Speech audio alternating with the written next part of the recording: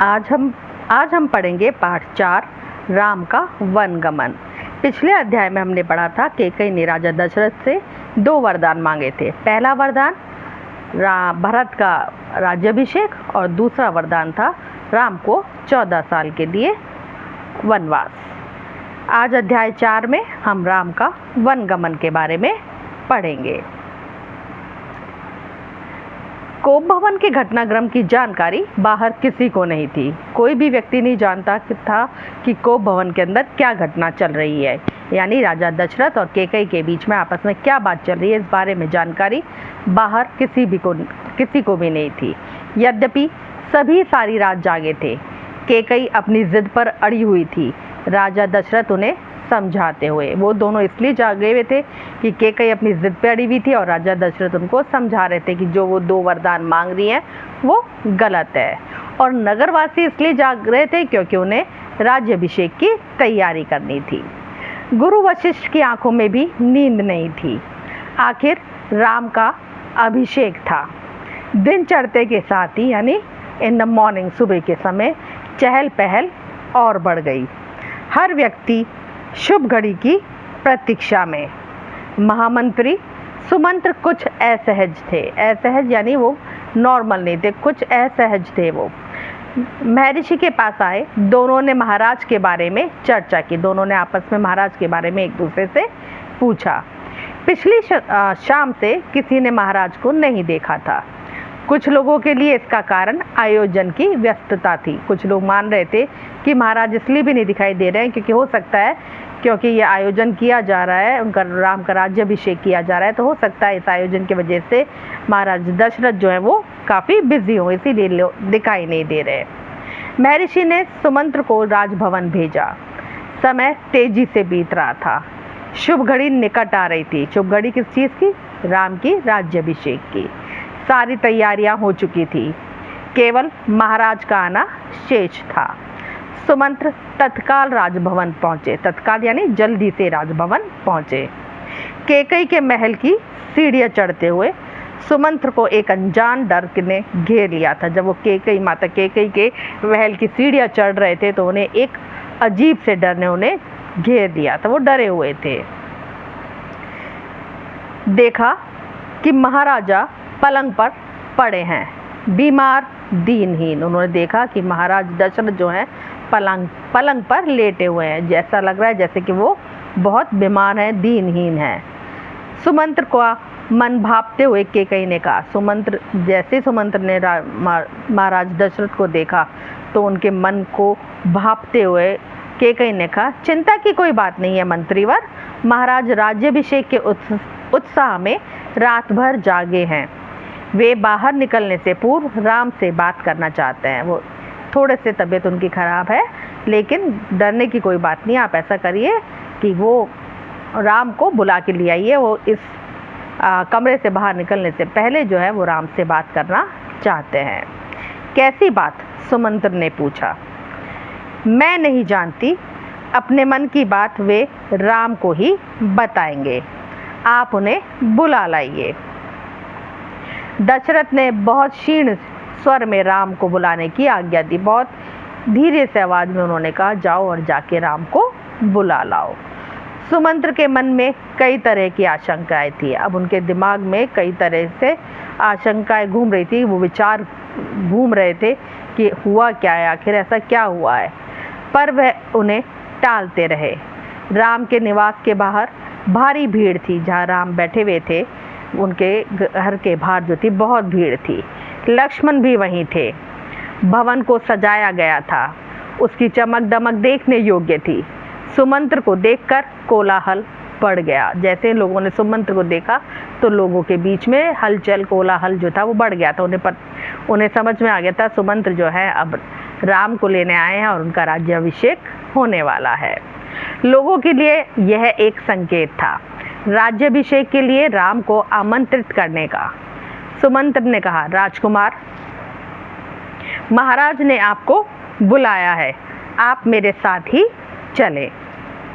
कुछ ही पल में राम वहां पहुंच गए। लक्ष्मण साथ थे।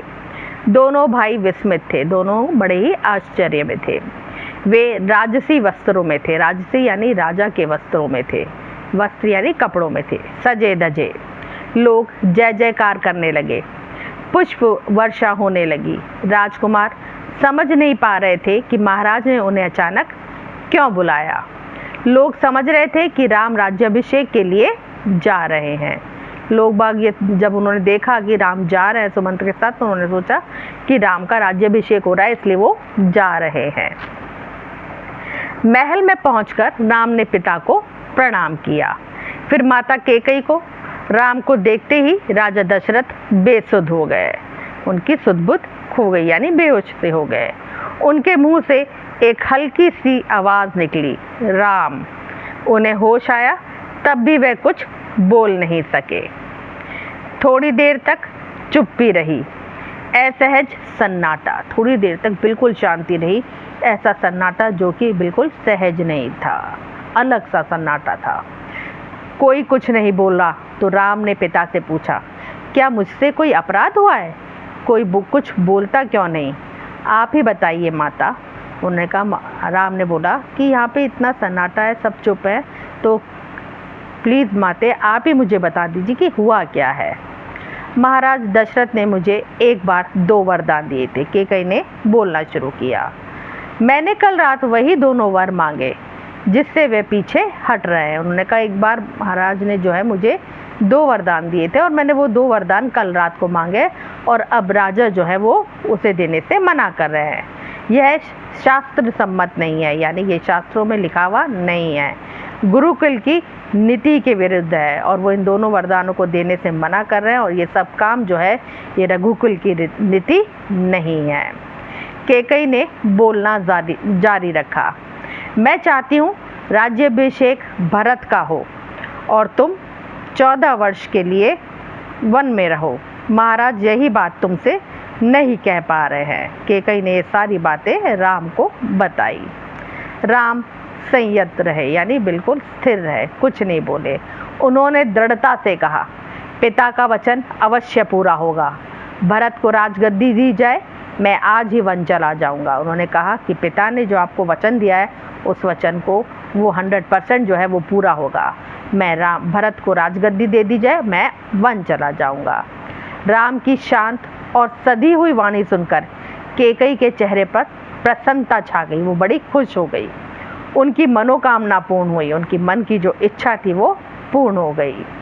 राजा दशरथ चुपचाप सब कुछ देख रहे थे, स्पंदनहीन। कैकेयी की ओर देखते हुए उनके मुंह से बस एक ही शब्द निकला, धिक्कार। कैकेयी के महल से निकलकर राम सीधे अपनी माँ के पास गए, और उनकी माँ कौन थी? कौशल्या। उन्होंने माता कौशल्या को कैकेयी भवन का विवरण दिया। उन्होंने बताया कि कैकेयी के भवन में क्या हुआ है, और अपना निर्णय सुनाया, अपना फैसला भी सुनाया। राम वन जाएंगे। कौशल्या यह सुनकर सुध खो बैठी। जैसे उन्होंने सुना कि राम को वन जा रहा है, वैसे ही माता कौशल्या जो है अपनी सुध-बुध खो बैठी थी। लक्ष्मण अब तक शांत थे, पर क्रोध से भरे हुए। लक्ष्मण कुछ बोल नहीं रहे थे, बट अंदर उन्हें बहुत क्रोध, बहुत गुस्सा आ रहा था। राम ने समझाया और उनसे वन जाने की तैयारी के लिए कहा। कौशल्या का मन था कि राम को रोक ले, वन ना जाने दे। कौशल्या का मन था कि वो राम को रोक लें और उन्हें जंगल में ना जाने दें, राजगद्दी छोड़ दें। राम जो है अपनी राजगद्दी छोड़ दें, पर वह अयोध्या में ही रहें। उन्होंने कहा, पुत्र यह राजाज्ञा अनुचित है। उन्होंने कहा, पुत्र ये जो राजा की आज्ञा है ये गलत है, अनुचित है, उसे मानने की आवश्यकता नहीं है। राम ने उन्हें नम्रता से उत्तर दिया, अपनी माता को बड़े प्यार से उत्तर दिया, ये राजा आज्ञा नहीं। उन्होंने कहा, ये राजा की आज्ञा नहीं है, ये किसकी आज्ञा है? ये मेरे पिता की आज्ञा है।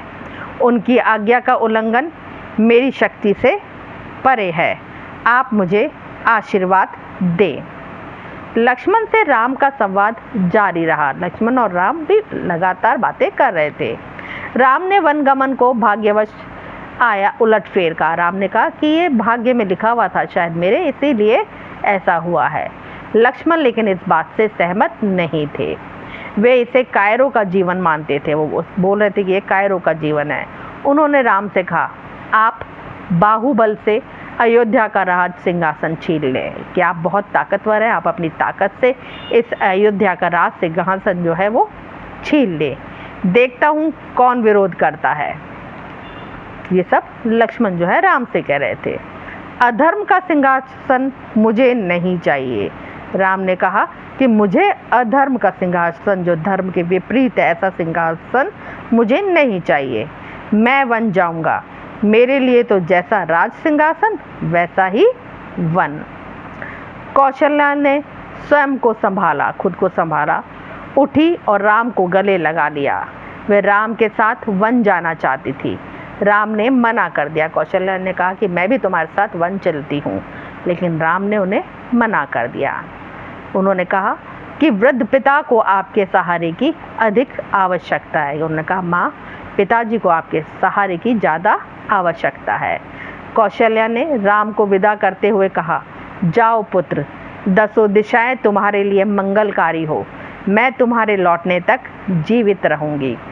कौशल्या भवन से निकलकर राम सीता के पास गए, सारा हाल बताया। अब कौशल्या के माता कौशल्या के यहाँ से निकलकर वो अब सीता के पास गए और उन्हें सारी जानकारी दी कि क्या हुआ है और उनसे विदा मांगी। माता पिता की आयु का उल्लेख किया, उन्होंने अपने माँ बाप के बारे में बताया, उनकी आयु के बारे में बताया। उन्होंने कहा कि उनकी सेवा करने का आग्रह किया। उन्होंने कहा कि तुम्हें उनकी सेवा करनी चाहिए। कहा, प्रिय तुम निराश मत होना, 14 वर्ष के बाद हम फिर मिलेंगे। कि प्रिय तुम्हें निराश होने की ज़रूरत नहीं है, 14 साल बाद हम वापस से मिलेंगे। राम के वनगमन का समाचार तब तक सीता के पास नहीं पहुंचा था। इस तरह का समाचार जो है सीता के पास, माता सीता के पास तब तक नहीं पहुंचा था। राम को देखकर कुछ आशंका हुई। उन्होंने जब राम को देखा तो उन्हें कुछ थोड़ी सा डाउट हुआ, अनिष्ट का, कुछ गलत होने का, अनिष्ट का। राम ने विदा मांगी तो सीता व्याकुल हो गई। राम ने जैसे ही बोला कि अब मैं वन को जा रहा हूँ, तो सीता जो है वो व्याकुल हो गई, बेचैन हो गई, क्रोधित भी हुई। निर्णय पर प्रतिवाद किया। राम नहीं माने तो सीता ने उनके साथ जंगल जाने का प्रस्ताव रखा। उन्होंने इस निर्णय के अपोज भी किया कि नहीं, ये गलत है। लेकिन जब राम नहीं माने तो सीता ने कहा कि ठीक है, आप जंगल जा रहे हैं तो मैं भी आपके साथ ही चलूँगी। सीता ने कहा, मेरे पिता का आदेश है कि मैं छाया की तरह हमेशा आपके साथ रहूं। अतः राम को उनकी बात माननी पड़ी। तभी लक्ष्मण भी वहां आ गए, वह भी साथ जाने को तैयार थे। राम ने उन्हें इसकी स्वीकृति दे दी। राम ने लक्ष्मण को कहा, ठीक है, तुम भी मेरे साथ चलो। शीघ्र तैयारी करने को कहा। उन्होंने कहा, जल्दी से अब तैयारी करो। राम चाहते थे कि सीता वन ना जाए, अयोध्या में रहे। राम चाहते थे कि सीता हम उनके साथ वन में ना जाए, अयोध्या में ही रहे। वह इसकी अनुमति दे चुके थे।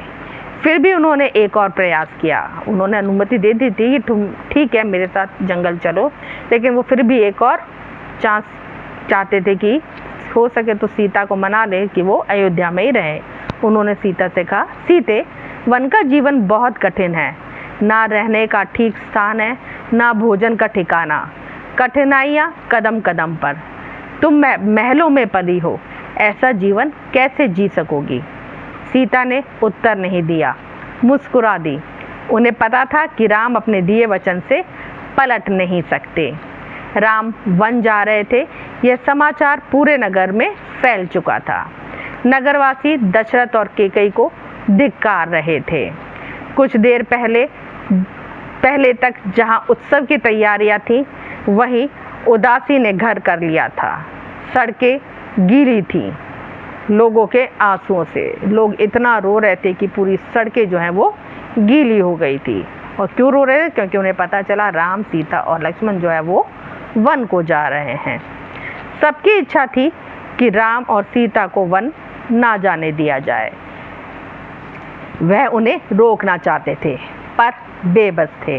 राम, सीता और लक्ष्मण जंगल जाने से पहले पिता का आशीर्वाद लेने गए। महाराज दशरथ दर्द से कर रहा रहे थे, दर्द से उनकी आवाज़ निकल रही थी। तीनों रानियां वहीं थीं, मंत्री आसपास थे। मंत्रीगण रानी केकई को अब भी समझा रहे थे। जितने भी मंत्री जो थे वो सभी केकई को समझा रहे थे कि ये अनर्थ होने से रोक लें, लेकिन केकई जो थी वो अपनी बातों से हट नहीं रही थी। केकई को सभी समझा रहे थे, शुभ थे, पर तर्क का साथ नहीं छोड़ना चाहते थे। ज्ञान, दर्शन, नीति रीति, परंपरा सबका हवाला दिया। केकई अड़ी रही। केकई अपनी बात से टस से मस नहीं हुई। राम ने कक्ष में प्रवेश किया तो दशरथ में जीवन का संचार हुआ।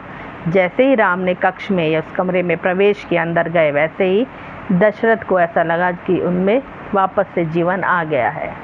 वे उठकर बैठ गए। उन्होंने कहा, पुत्र, मेरी मति मारी गई है। मैं वचनबद्ध हूँ, मैं वचनों में बंधा हुआ हूँ। ऐसा निर्णय करने के लिए विवश हूँ, पर तुम्हारे ऊपर कोई बंधन नहीं।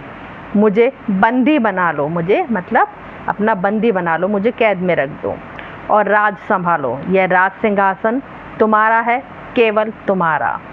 पिता के वचनों ने राम को झकझोर दिया। वह दुखी हो गए अपनी पिताजी की ऐसी बात सुनकर। राम जो है वो बिल्कुल दुखी हो गए। उन्होंने नीति का साथ नहीं छोड़ा। आंतरिक पीड़ा आपको ऐसा कहने पर विवश कर रही है। उन्होंने कहा कि पिताजी, आपके मन की पीड़ा जो है वो आपको ऐसा कहने के लिए विवश कर रही है क्योंकि आप मुझसे बहुत ज़्यादा स्नेह करते हैं। मुझे राज्य का लोभ नहीं है, मैं ऐसा नहीं कर सकता। आप हमें आशीर्वाद देकर विदा करें। विदाई का दुख सहन करना कठिन है, इसे और ना बढ़ाएं। उन्होंने कहा, पिताजी, आप जल्दी से हमें आशीर्वाद दे दीजिए ताकि हम यहाँ से जाएं और ये दुख जो है इसे और ना बढ़ाएं। इसी बीच रानी केकई ने राम, लक्ष्मण और सीता को वल्कल वस्त्र दिए। वल्कल मतलब साधुओं वाले वस्त्र, जो ऑरेंज कलर के होते हैं, जो साधु लोग पहनते हैं, भगवा वस्त्र, वो दिए। राम ने राजसी वस्त्र उतार दिए। राजा के वस्त्र जो राम ने पहन रखे थे, लक्ष्मण ने पहन रखे थे, वो उतार दिए। तपस्वियों के वस्त्र पहने। सीता को तपस्विनी के वेश में देखना सबसे अधिक दुखदायी था। महर्षि वशिष्ठ अब तक शांत थे। उन्हें क्रोध आ गया। उन्होंने कहा, सीता वन जाएगी तो सब अयोध्यावासी उसके साथ जाएंगे। भरत शून्य अयोध्या पर राज करेंगे। उन्होंने कहा, अगर सीता गई वन को तो हम सारे अयोध्यावासी जो हैं वो सब उन्हीं के साथ जंगल में जाएंगे और भरत जो है इस शून्य अयोध्या में राज करेंगे। यहाँ पे कोई नहीं होगा, पशु पक्षी भी नहीं। एक बार फिर राम ने सबसे अनुमति मांगी। आगे आगे राम, उनके पीछे सीता और उनके पीछे लक्ष्मण। महल के ठीक बाहर मंत्री सुमंत्र रथ लेकर खड़े थे। रथ पर चढ़कर राम ने कहा, महामंत्री, रथ तेज चलाएं। नगरवासी रथ के पीछे दौड़े। राजा दशरथ और माता कौशल्या भी पीछे पीछे गए। सब रो रहे थे, सबकी आंखों में आंसू थे। पुरुष, महिलाएं, बूढ़े, जवान, बच्चे मीलों तक नंगे पांव दौड़ते रहे। मीलों तक नंगे पांव उस रथ के पीछे दौड़ते रहे जिसमें राम, लक्ष्मण और सीता जो है वो वन जा रहे थे। राम यह दृश्य देखकर विचलित हो गए। राम ने ये जब पूरा सीन देखा तो उनका मन जो था वो बहुत विचलित हो रहा था, बेचैन हो रहा था और भावुक भी। उनसे यह देखा नहीं जा रहा था। उन्होंने सुमंत्र से रथ को और गति से हाँकने को कहा। उन्होंने कहा कि मंत्री, आप इस रथ को और भी तेज चलाइए ताकि लोग हार जाएं, थक कर पीछे छूट जाएं और घर लौट जाएं, यानी वापस अयोध्या लौट जाएं। राजा दशरथ लगातार रथ की दिशा में नजरें गड़ाए रहे। जब तक रथ उनको दिखता रहा वो लगातार उस रथ को देखते रहे, जब तक रथ आंखों से ओझल नहीं हो गया, जब तक रथ जो है आंखों से दूर नहीं हो गया। रथ दिखना बंद हुआ तो वह धरती पर गिर पड़े। जैसे ही रथ दिखना बंद हुआ वैसे ही राजा दशरथ जो है जमीन पर गिर पड़े। रथ दिन भर दौड़ता रहा, यानी दिन भर चलता रहा। वन अभी दूर था। वन जो जिस जंगल में वो तीनों जा रहे थे वो अभी भी दूर था। तमसा नदी के तट तक पहुँचते पहुँचते शाम हो गई थी।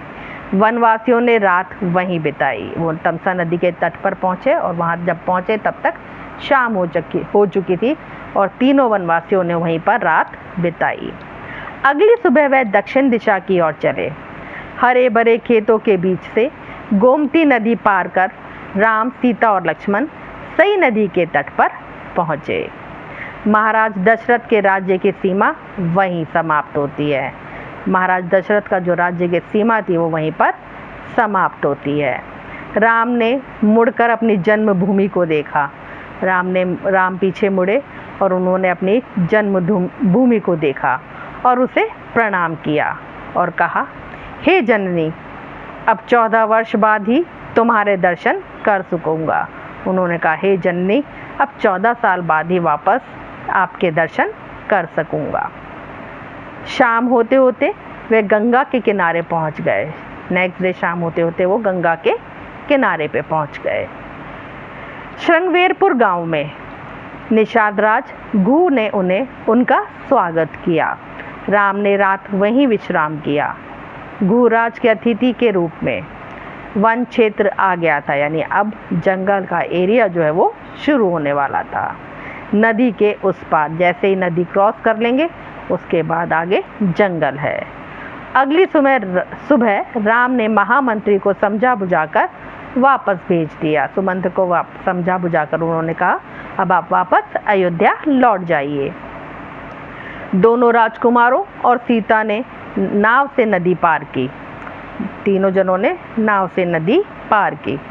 सुमंत्र तट पर खड़े रहे, उस नदी के किनारे पर खड़े रहे। वनवासियों के उस पार उतरने तक, जब तक वो तीनों उस नदी के दूसरी तरफ तक नहीं उतर गए, तब तक वो नदी के किनारे पर खड़े रहे। उसके बाद वे अयोध्या लौट आए।